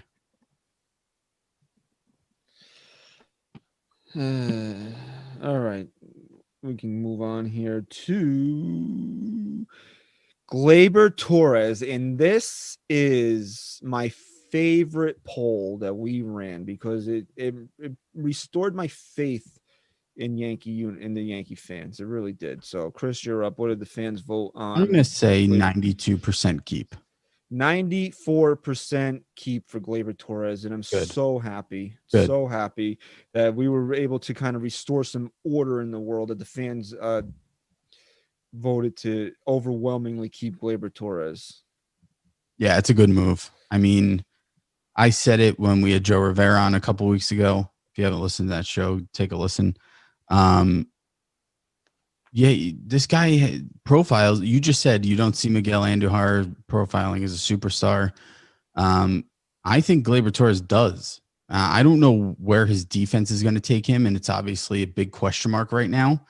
But I think he has the potential and the talent to get better. And most importantly to me, and where my brain is going immediately when we do these polls, is what have they done for me in the postseason? And it might not seem like, if you really just kind of think about it right off the top of your head, it might not seem like Gleyber Torres has been that dominant in the postseason, but he has. He's been a big time contributor in the big game. It's a no-brainer for me keeping Gleyber Torres. Yeah, I keep him. I don't know if he's the future shortstop of this team. Yeah, I'm looking up his postseason numbers here. I already have him. He's a career 342 hitter with a 1.037 OPS in the postseason. Jesus, yeah. How many home runs? Home run. I like home runs RBIs. I'm still a home run RBI. Five home runs, 15 ribbies, and a 432 on base percentage. So he's contributing. In how many at bats?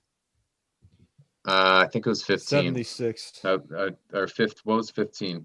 It's 76 career. Yeah. 76 career at bats in the postseason. I mean, those are some big time numbers. Yeah, that's really good. Really good. Yeah. So, I mean, the only thing that worries you with him is his defense, but maybe he can improve on that as his career goes. But yeah, for sure. Keep. Oh yeah. It's a no-brainer keep for me for Gleyber Torres, where I think a lot of the fans that want to dump him are just because they want Francisco Lindor. They think that the Yankees can get Corey Seager or whoever the hell else is available in the next 2 off seasons. And why would you go and try to acquire a superstar shortstop when you have your own budding superstar shortstop? And yes, he's not going to remind anybody of Ozzie Smith out there, but also we've talked about this. and Joe Rivera brought this up. Maybe he's not the most versatile guy in the world, and the Yankees are trying to make him versatile, just like they did with Clint Frazier. He came up as a shortstop. To get him on the major league roster, they switched him over to second base, and they decided that they can move him back to shortstop. What does 40 games really prove? Is he a major league shortstop or not? I don't know, but I know that in a year where they asked him to switch positions, where he didn't have a full spring training to do so, and then he got hurt on top of it, I'm not getting rid of the guy. I'm not doing it. I'm sorry. And it's funny. I want to know the guys that want to dump Gleyber Torres, if they're the same ones that are always like, oh, we have to keep Brian Cashman because he traded for Gleyber Torres and then got a Roy Chapman back. Probably. So I would like to know that. I mean, I think it's the head of stupidity right now to try to trade Gleyber Torres. So yes, I'm keeping him all day. And we'll read a comment here from @NYY_Cards_UK. A lot of fans want young stars on our team, but actually don't want to give them time to develop, which is the fucking smartest thing I think anybody's ever tweeted to us, which it's true. Yeah. Yeah, absolutely. Look, we're in a bubble right now where we don't have any patience for guys who have, underperformed defensively and aren't getting the job done right away. But this guy really has for the most part, and his ceiling is yet to be seen. Yeah, I'm in total agreement. I don't think we've seen the best of Gleyber Torres yet, so it's a full keep there. Are we down to what are we down to? We're down to the final four here. Final four, yeah. All right, we're down to the final four. And we mentioned him earlier in the show because his option got declined. Brett Gardner, Ryan. You have to go on this one. What did the fans vote on Brett Gardner? That's a tough one though, because fans. Oof. I think they might have voted to dump him. 59% dump. 54% dump was the fan vote. I wouldn't even have known where to guess on that one, to be honest. Because he had a pretty, he had a nice postseason though, so you forget about that. But he's older, but he's been here so long though. But with Clint Frazier, the year he had, you have to look in that sense. You do need a fourth outfielder, and I do like lefties. Plus, he's been there so long. I'm keeping Brett Gardner. Yeah, this is honestly, I didn't realize how much of a no-brainer it was for me until I started thinking about it and realized I had my answer already. It's a keep for me. I'm keeping Brett Gardner 100%. I like what he brings to the table as far as being a leader, his experience, and the main fact that you don't have to rely on him anymore to be a starting outfielder. And I think he plays hard too. And he plays hard.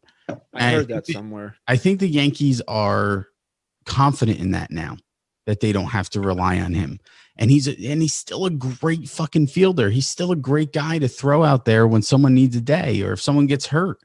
As depth, what's the douchebag's name they brought in a couple of years ago? Shane Robinson.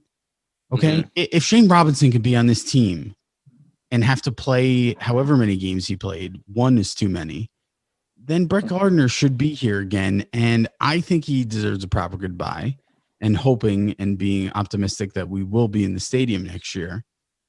I just don't see a downside to it. I really don't. If you're not relying on him to be a starting outfielder anymore, I just don't see a downside to it. I'm keeping Brett Gardner. It's not even a question for me. I'm dumping the fans that want to dump Brett Gardner. Yeah. Dumping him. Dude, I don't want to. No, I'll be honest with you. I don't want to see Brett Gardner playing 140 games next year. I want to see Brett Gardner be playing 70 games next year. And just a note, we said that 2 years ago, and he did play 140 plus games. So, and you know what? He had the best season of his career. But I agree with you. They can't rely on him to be a starting outfielder. It's like the same thing we say about the pitching. CC, he's your fifth starter. It's fine. Then he moves up to be your number two. Same thing with Happ, or if they bring Tanaka back, if these guys are your five, it's fine, but they end up moving up the ladder. If Brett Gardner's here to be your fourth outfielder, I'm all for it. But if he ends up having to play significant time because guys are hurt, then that's a big problem for me. But it's not anything that Brett Gardner did. And I'll never understand the hate that a lot of this fan base has for the guy. For a guy that's been here since 2000, did he have a cup of coffee in 2008? I don't even remember. I remember. Yeah, I think he had a little sip. I remember him really being around in 2009. For a guy that's been here for going on 12, 13 years, that really, if you think about it, fucking Brett Gardner's been a Yankee for 13 years. You would have never ever thought that would ever happen. The guy works his ass off, homegrown guy, and for some reason he just never got the respect from the fan base that he really deserves. And he's going to be a guy that when he is finally gone, the fans are going to be like, "Oh, I miss Brett Gardner." And you know what?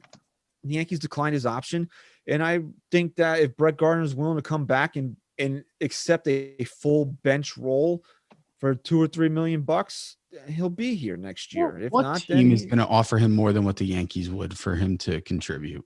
Honestly, I don't know. You don't know if any of these second level teams really need a veteran outfielder to maybe start games for them. It might offer him $5 or $7 million. You don't know. And then He again, played 42 games in 08. I can't believe it was that many. I just saw that. And then, and then again, it had might it come first. down to does Gardner want to make $7 million to start for a team that's going to win 70 games, or does he want to come off the bench to make $3 million? San Francisco is pretty nice during the baseball season. I might have to go over to the Bay and. So it might come down to that. I think Brian Cashman, we talk about a booner for Boone, and, we still haven't come up with some for what we feel for Garrett Cole. Brian Cashman's got a one for Brett Gardner. That's his guy. Yeah. He wants to, he wants to take him to the prom every year, buy him a nice corsage. That's his guy. He loves Brett Gardner. So I think the fans really love Brett Gardner. That's why I'm kind of shocked that this was such a negative poll here. Yeah, and that as soon as the Yankees are going to announce that they re-signed Brett Gardner, and the Yankee Twitter is going to have a major meltdown over it. That's good. They could sign him for $500,000, and they'd still be pissed. He could pay the Yankees to play for them, and they'd still be mad. We'll go with a couple comments here because I love your boy Thomas Vino. I don't know why we give him so much airtime. Maybe because he's stupid. He says, old as fuck. Use the money elsewhere. Okay. Look, I gotta have his back for 1 second. I get that take. I do get it. When your owner's out there saying he's going to be concerned with going over the luxury tax, I get it. You got to be smart with your money. But I think for the small amount that you're going to have to pay him, the upside is way more than the risk you're taking. You want to read a comment from, who we haven't heard from in a while that we should read a comment from? We hear it. Bob. Patrick? Bob. Crazy. Yeah, here we go. At Bob Tiss. What he brings, a walk, occasional home run. He's beyond his better playing days. That is what's wrong with the Yankees. No vision, no chemistry. No, Bob, this isn't fucking. I was really with you. I was honestly really with you until you said that this team has no vision or no chemistry. No, the problem is that they can't stay healthy, Bob. 2015, we had the issue of guys who were too old and had no vision. I think the Yankees have a clear vision. They didn't have vision. Because they're so old. They didn't actually have vision, and the team didn't have a vision. Now while you bring this up, can I rip Don LaGreca, please? Sure. I don't really go for it, man. Do whatever you want. He had the balls the other day on his radio show. Well, it's not his radio show, on Michael K's show. To say the Yankees, they don't have. He said basically the same thing, and now it's been a few days, so I don't exactly remember. But he said the Yankees don't have chemistry, like that he was insinuating that they really don't get along. They don't like each other. They're not into games. That's what he fucking said, that they don't have fun playing with each other. They don't have fun playing baseball. What? Yes. Like the Rays, they're like little boys on a sandlot. They smile and they have a home run. And Kay said, did you watch them when they won 10 in a row? Because it kind of looked like they were having fun. Like, yeah, you're in a 1-1 game 5, your ass cheeks are clenched. It's not gonna you're not gonna be or when they lost 5 of or they won 5 of 20 games, things aren't going to be happy in a clubhouse at that time. Yeah. I never looked at the Yankees and this particular what do you want? Incarnation of the Yankees and said they're too corporate. You want to say that in the Jeter days? Like, yeah, maybe they were a little too corporate when they had A-Rod and those guys, but I don't feel that way about this team. I think this team loves playing with each other. I think they have great chemistry. Yeah. Why? Because they and that's the thing. Like, does chemistry equal wins? No. There's a lot of look at the fucking 1978 Yankees. They couldn't stand each other. Did they win a World Series? So chemistry doesn't always equal winning, but I think, and again, this is like when we went back to Game 5 of the DS. You would have thought the Yankees were in the clubhouse eating pizza or playing video games while the game was going on, because you were led to believe that only the Rays were into that game. Yeah, and I gotta say, just being a part of a lot of competitive teams my whole life, chemistry is built before the season, obviously, to an extent, but true team chemistry comes as a result of winning. And then the more that chemistry builds, that's when you sustain that success. And that's what takes teams over the top. You don't have good chemistry if you're not winning. If you're not, these guys, you see them press over and over again. But this team does have good chemistry. You see it when they, like Kay said, when they won 10 straight. But yeah, of course they're not going to look like they're having fun when they're fucking losing again. They struggled for most of the regular season. Plus, maybe they didn't look like they were having fun in the postseason because they got eliminated a lot earlier than they wanted to. So maybe they would have looked like they were having more fun if it was in the World Series. And a team like the Rays is going to look like they're having fun when their team's payroll is $28 million and no one expects them to get to where they are. So it's just not really I just thought it was comparison. a really stupid comment on his part, which he's filled with a lot of stupid comments. So I mean, like, I'm glad that I don't think chemistry is this team's problem right now. No, that's far from it. So I think he's also mad that his brother, who hosts a wrestling show on Sirius XM, is way more popular than he is. Really? I didn't know that. Yeah, Dave LaGreca. He does a show with I don't know if you remember the Dudley Boys back in the day. Maybe. One of the Dudley Boys, he co-hosted a show with it. Wasn't that a mystery novel? I think that was the Hardy Boys. Oh yeah, right. Running on almost 2 hours. You guys are fucking talking about novels. Well, this is our novel here. So all right, so let's move on, bro, to your boy Luke Voit. How did the fans vote on Luke Voit? 78% keep. 91% keep for Luke Voit. Wow. Yeah, I'm on that bandwagon too. You started hearing some ideas of trading him, moving DJ to first, but the more you think about it, the more it just doesn't make sense.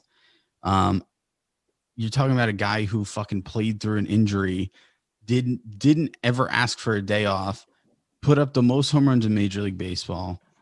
I'm keeping him 100%. I'm actually not even thinking about it. I'm keeping Luke Voit on this team. I want him on my team. Yeah. Chris was never high on Luke Voit. Christian and myself were always big on Voit. Yeah. So obviously we'd want to keep him. Oh yeah. Faux show. Yeah, you shit. You got to keep Voit. Come on now. He's the only player in baseball this year that hit more home runs this season than he did last season. That's pretty fucking awesome. So. Yeah, I'm voting to keep Luke Voit. And maybe my vote would have been different had he not really manned up this year. But he was the leader of this team. He was the one guy on the field almost every single day with 1 foot. He led the team in home runs. I mean, people want to say LeMahieu's the MVP of this team. To me, it was Luke Voit was the MVP of this team. He really emerged as a leader on this team. I mean, he is kind of redundant as another right-handed power bat on this team. So I understand fans that want to maybe go with a left-handed first baseman. But for me, what he showed both on and off the field this year, I'm keeping him. So that's my vote on Luke Voigt there. I think we're all unanimous on that one to keep Luke Voigt. And I'll say this, unless anybody else wants to add anything on Lewis Linwood Voigt the 8th or whatever the fuck his name is, we can move on to a fan comment here. And if you really want to get your comments read on the show, you should definitely reference something that one of us has said on the show. Will definitely help your chances of getting your comment read. At Camilio Jeff, way better defender than Christian ever gives him credit for. Let's put a timeout on that shit, Jeff. I like that, Jeff. First of all, he's not a Gold Glover out there, and if you think he is, I don't know. I don't know what to say. No, he wasn't saying that. And he wasn't saying that. He's adequate. No, he's beyond adequate. He's beyond adequate. This is where you're wrong. You're not wrong in saying he's not an elite defender. No one's arguing that. You're wrong when you use words like he's adequate, he's out there, he's walking, he's breathing. I never said he's more than that. No, he's at best he's an adequate first baseman. No. He is a good first baseman. He's not a bad first baseman. He's not adequate. He's adequate. He's a good first baseman. And what he brings to the plate makes his value, makes it worth it to throw him out there first. He's not a liability, in my opinion, by any means. Well, maybe not a liability, but he's also not good. Yes, he is. He falls somewhere in the middle, which is adequate. So that's where we are with that. Let's finish. Let me finish reading his comment here. Well, here we go. Proved this year that he is one of the few real warriors that the Yankees have. He has gotten better every year he's been here, which I can't disagree with. Yeah, I think that's fair. Okay. All right. What are we down to? The final two here? Final two. The fact that and this is where we've come, the fact that we even debated that this guy could possibly be the future first baseman for the Yankees, Mike Ford. Oh boy. Okay, if we have to, you know how the Yankees have to allocate their money the right way and budget properly. Let's budget our time here properly and keep this one short and sweet. Get the fuck off this team. Just click the button. You want me to click? You want me to fucking Ari Gold? Click it and move on. Yeah. Hey, Mike Ford. I have something really important to tell you. Get the fuck out. Gone. Dumping Ford 100%. The fans voted. Where do the fans vote here?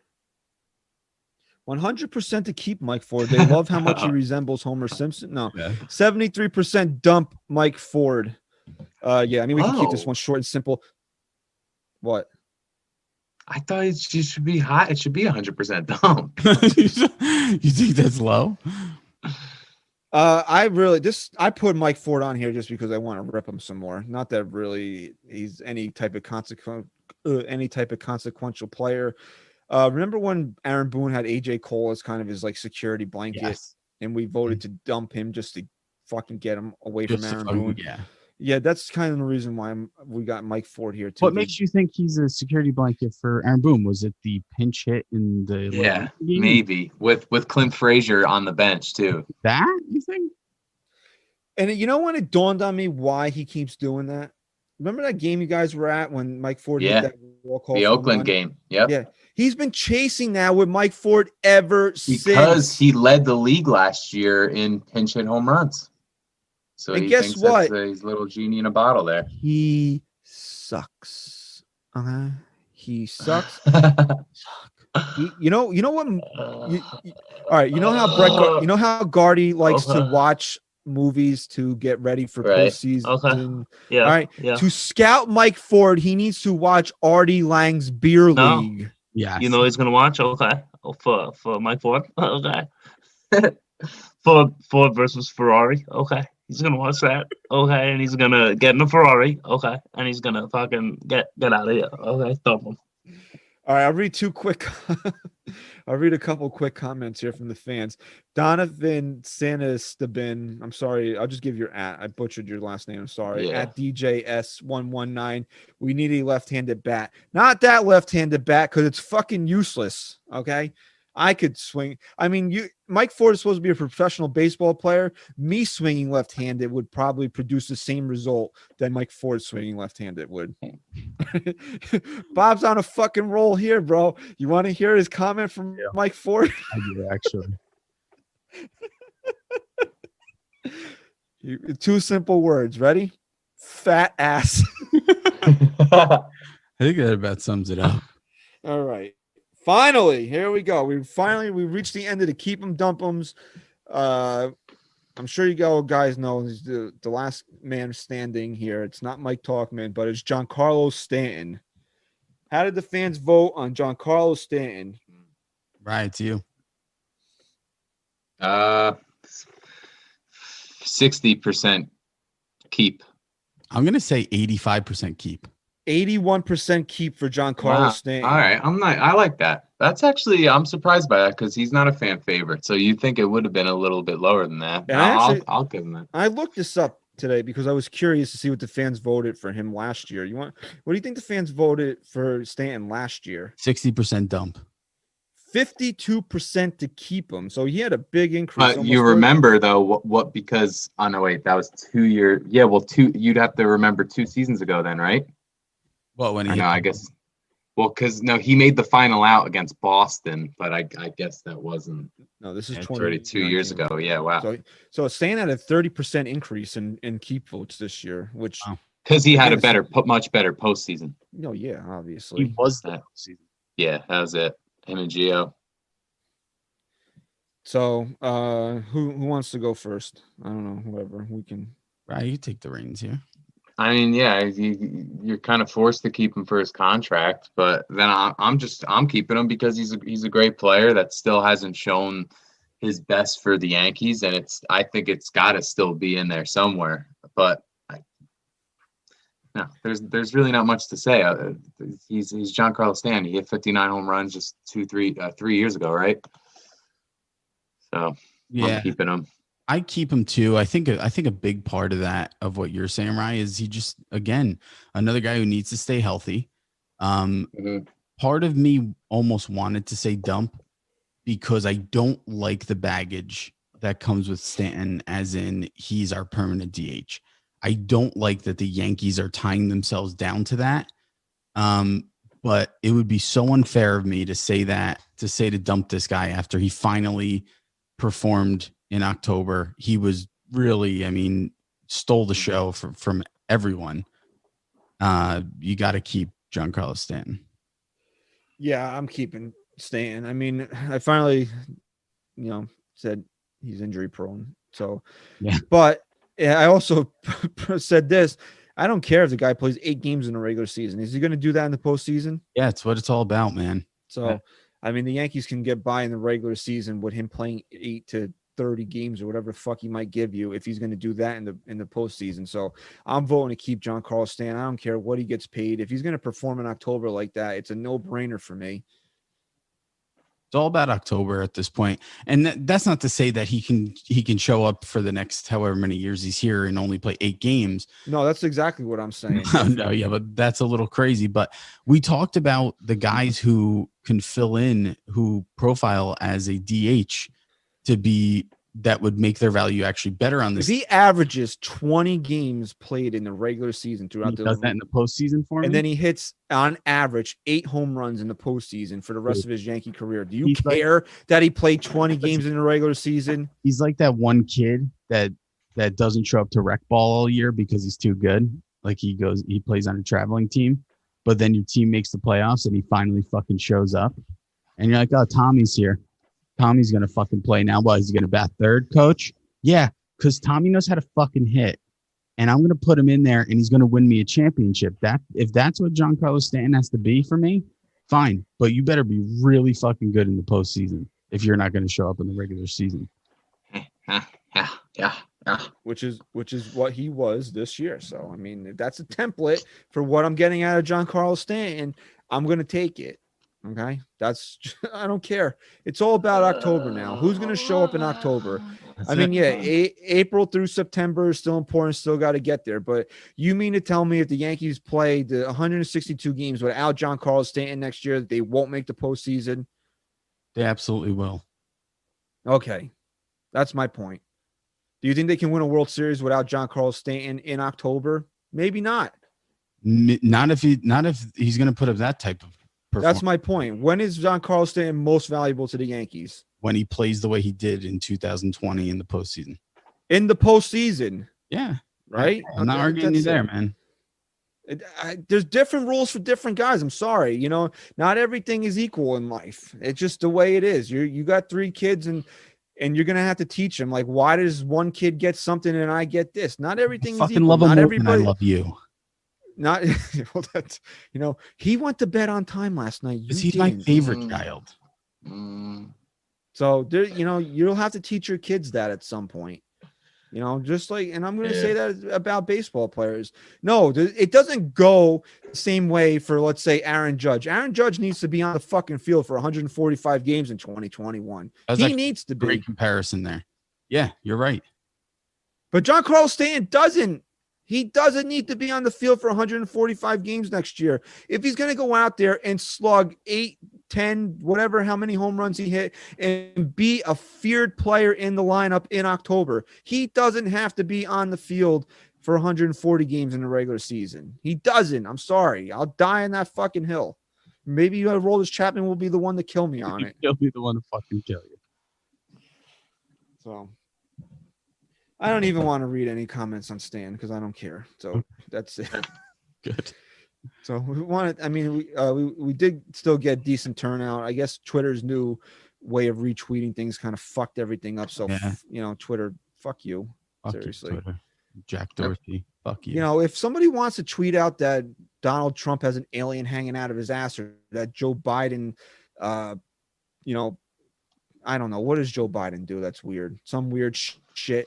Let him. Who cares? I mean, if you can't understand that, you know, maybe Joe Biden doesn't eat sewer sludge for dinner every night, or, you know, I'm just trying to be comical about it instead of like some of the shit that people actually tweet out there, like Joe Biden eats literal shit for dinner. Like, if you're not fucking smart enough to understand that, or Donald Trump has Fountain of Youth. Yeah, like they don't give us at golf course. Like, if you don't think people are smart enough to really, be like, yeah, that's not real. That's not real. Yeah, it makes me feel good, maybe, but it's not real.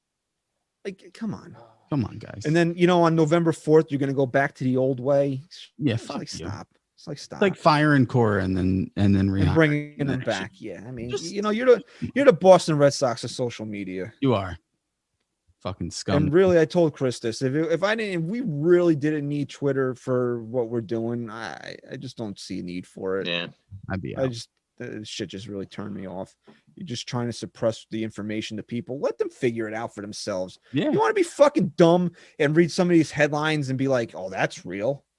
I love when you try and retweet something with like a clickbait headline. It's like, are you sure you don't want to read this article first? No, I don't. Like, I no, don't. Fuck you.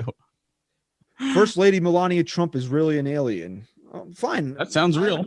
That's real to me. That was one though this year. He has a body double. Yeah, no, I that's why I brought that one up, because I was actually based on a little bit of reality there. Yeah, fine. If you think that she's really from Mars, fuck it, retweet it. Who cares? And if you can't figure it out for yourself, then fuck you. Who cares? You know, no. I will say this: we're 2 days from the election, right? Anything that has happened in the last 6 months, 6 days, 6 hours has changed anybody's opinion on who you're voting for. So who the fuck cares what you're retweeting? Who cares? It's true. That's the most political I'll get. We're not saying who we voted for or what way we lean or whatever the fuck. It's just, all I'm going to say is that nothing that has happened, and maybe there are a small percentage of people that something has changed their mind, but I'm going to tell you that nothing has changed. The presidential debates haven't changed anybody's mind. The Twitter retweeting policy hasn't changed anybody's mind. You're just fucking us. You're just screwing us over at this. Yeah, I mean, really, like, I could have gotten way more votes on this fucking poll you're not gonna cause people to change the presidential election because you changed the retweeting process. You just fucked us. You fucked okay, us. Jack. You jerk off. Jerk off, Jack. In the show on that one. Yeah. All My right. son's outside the door. He probably thinks I'm talking about him. Daddy, like, Mommy, what's a jerk off? Yeah. Okay. Well, we'll let you get yelled at for another episode. All right. So 200 episodes from the bottom of my heart. Thank you to everybody that's listened to even a second of the show. Thank you. You fucking love us or you hate us, you're listening to us. And that's all that really matters in the end. We appreciate your support. Onward and upward, man. We're going to just continue to bang out great shows for you. We hope you enjoyed this one. It might be our longest show ever, but I thought it was a really good show. It's a lot better than I anticipated it being coming in. So thank you. That's all I really have to say about it. Yeah. Just keep listening to us and keep giving us 5-star ratings and reviews. Yeah. And go to Manscaped and use our code NYYST20. Thank you. And I'll say it again, if you screenshot that you use Manscaped and use our code to use your order, $25 gift card to our fan shop. Boom. Boom. Done. And we will be rolling in, I'll say this, and who knows if it will actually happen, but it is my plan to finally release the Sterling Silhouette series for Black Friday to kick off your holiday shopping.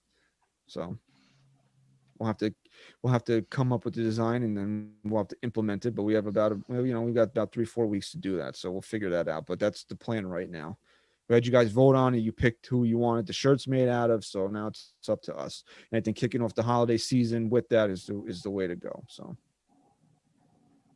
You have anything else you want to say? Okay. No. Ryan, are you sleeping over there? I'm here. All right. So thank you again for listening to episode 200 of the NYYST podcast. Thank you for your support of the show throughout the years. Please follow us on Twitter at @StatGuyRye_NYYST, at @ChrisJr_NYYST, at Christian_NYYST, in the main account at NYY Sports Talk. Thank you again. Can't say it enough. Thank you again for listening. Stat Guy Rye. Go Yanks. Chris, say goodbye. Peace.